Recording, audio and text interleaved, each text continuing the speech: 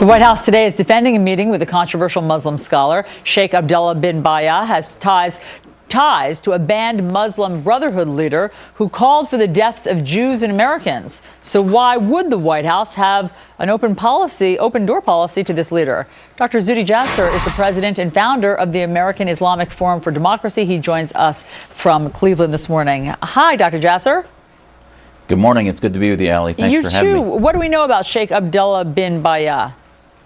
Well, this is very important, Ali, because he's one of the Salafi leaders, sort of the top of the food chain of Islamic scholars. Not only is his connection to Qaradawi important, but really just looking at his website shows how tone deaf the White House is. I mean, in response to a Fox News reporter, they basically said, well, we used him because he was against al-Qaeda. Well, you know, as a leading professor in Abdulaziz University in Saudi Arabia, sure, he's going to be against al-Qaeda, but he's part of the Salafist movement. He's against these freelance jihadists, the anarchist jihadists of al-Qaeda, but he's all for state-sponsored jihadism and the promotion of the Islamic State abroad. If you look on his website, he looks at the West as engaging with us in dialogue because he wants to do resistance and confrontation. He's promoted UN endorsement of blasphemy laws. He refers to Israel as the enemy state, promotes Hamas, has signed a fatwa with other scholars, a religious opinion saying that the targeting of American soldiers is permitted. So this is no moderate.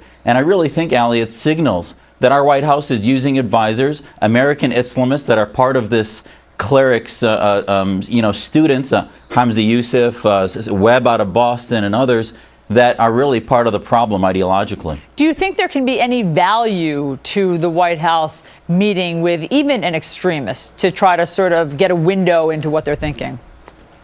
Well, I think covertly, maybe, just to, the Saudis have helped us fight al-Qaeda, but to say that they're people we should allow to promote publicly, that, as he put on his website, that he met with the White House, when we reformers that are truly working against Islamism and working for liberty, those Muslims that are on the streets that now are beginning to hate more and more America, because as you see Egyptians rising up, the Turks rising up against Islamism, the Iranians rising up, they're going to see us working with their old guard medieval theocrats and not see us as part of the future. So we're on the wrong side of history. Covertly, sure, in the short term, we maybe even meet with the Taliban covertly to short-term have solutions. But long-term, it makes reformers like our American Islamic Forum have a very difficult time in getting any traction in the Muslim community. And why do you think the White House hasn't reached out to you reformers, as you say, more?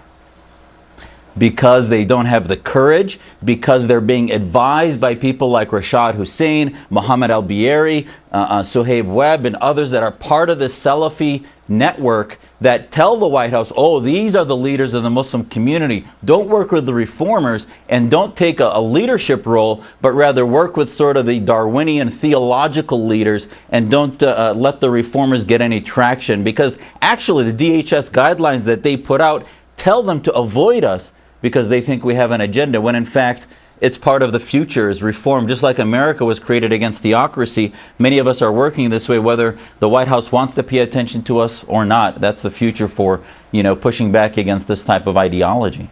Well, Dr. Zuhdi Jasser, always a pleasure to have you on. Thanks so much for your perspective. Appreciate it. Thank you, Alan.